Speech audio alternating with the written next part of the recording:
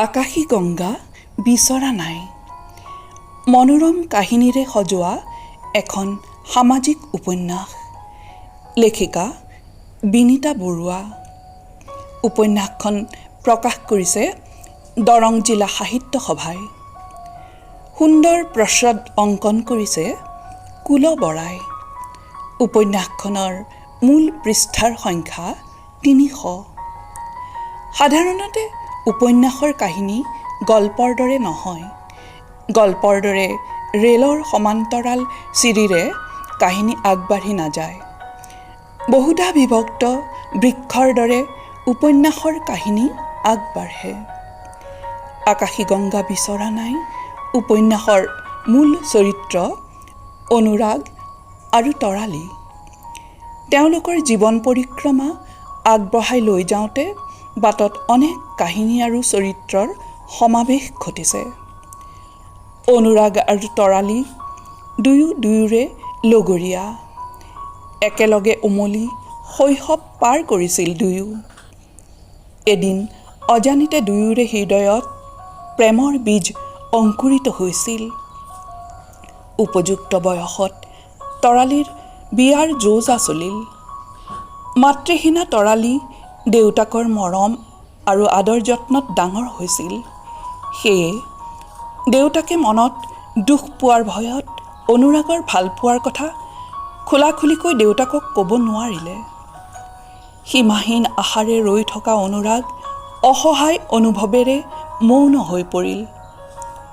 এদিন তৰালীৰ আকাশৰ সৈতে বিয়া হৈ গ'ল।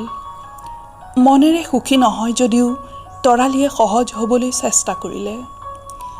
দিনবোৰ আগবাঢ়ি গৈ থাকিল। এটি সন্তান গৰ্ভত স্থিতি লোৱাৰ পাছত ঘটনাক্ৰমে জন্মৰ আগতেই সন্তানটি হেৰুৱাবলগীয়া হ'ল। তাৰ পাছৰ পৰা যেন তৰালীৰ জীৱন দুৰ্যোগেৰে ভৰি পৰিল। এটাৰ পিছত আন এটা ধুমুহাই তৰালীৰ জীৱন বিষময় কৰি তুলিলে। এদিন সপৰিয়ালে শ্বিলঙলৈ ফুৰিবলৈ যোৱা আকাশ তৰালীহঁতৰ গাড়ীখন দুৰ্ঘটনাত পতিত হৈ তৰালীক নিথৰুৱা কৰি আটায়ে মৃত্যুক আঁকোৱালি ল'লে। ইয়াৰ পিছত তৰালীৰ চৰিত্ৰই অন্য এক দিশলৈ গতি কৰিলে। দুৰ্ঘটনাৰ পিছত সকলো কথা তৰালীয়ে পাহৰি পেলালে। তৰালীক ঘটনাস্থলীৰ পৰা এটি পৰিয়ালে উদ্ধাৰ কৰি নিজৰ আশ্ৰয়ত ৰাখিলে। সন্তানহীনা দম্পতীয়ে তৰালীক নিজৰ জীয়াৰী স্বীকৃতি দি নাম ৰাখিলে প্ৰতীক্ষা। ঘটনাক্ৰমে প্ৰতীক্ষাৰ খবৰ অনুৰাগে জানিব পাৰিলে। অনুৰাগৰ আদৰ যত্নত সুস্থ হৈ উঠা প্ৰতীক্ষাৰ অনুৰাগৰ বন্ধু সীমান্তৰ সৈতে বিয়াৰ বন্দোবস্ত হয়। অনুৰাগৰ সৈতে পুনৰ মিলনৰ কথা দেখুওৱা হ'লে প্ৰেমে পূৰ্ণতা পালেহেঁতেন। কিন্তু ইয়াৰ বিপৰীতে লেখিকাই অনুৰাগক উপন্যাসখনৰ আদিৰ পৰা অন্তলৈ এক ত্যাগৰ প্ৰতীক হিচাপে অংকন কৰিছে। বন্ধু সীমান্তৰ ভনীয়েক মনালিছাৰ সৈতে অনুৰাগৰ ভালপোৱা গঢ়ি উঠিছিল। কিন্তু দুয়োকে কোনোদিনেই সেই কথা প্ৰকাশ কৰিব নোৱাৰিলে। উপন্যাসৰ সমাপ্তি পৰ্যন্ত তেওঁলোকৰ অন্তৰৰ ভালপোৱা অপ্ৰকাশ্য হৈ থাকিল।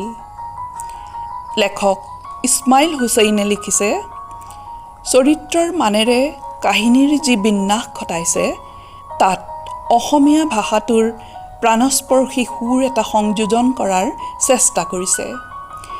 ভাষাই কাহিনী আৰু সংলাপৰ সৌন্দৰ্য চৰায়।